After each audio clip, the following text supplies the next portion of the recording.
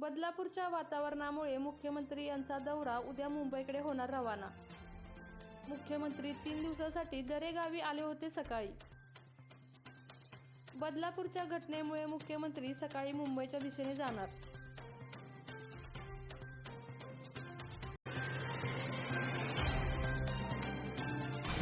बदलापूर येथे झालेल्या घटनेमुळे मुख्यमंत्री हे व्यथित झालेले आहेत।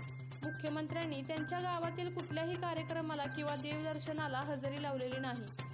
त्यांच्या घरातूनच सर्व परिस्थितीची माहिती ते घेत होते आणि त्याच पद्धतीने प्रशासनाला आदेश देत होते। मुख्यमंत्री उद्या मुंबईकडे किंवा रत्नागिरीकडे रवाना होण्याची शक्यता आहे। त्यासाठी त्यांचे हेलिकॉप्टर काही वेळेपूर्वीच दरेगावात दाखल झाले आहे।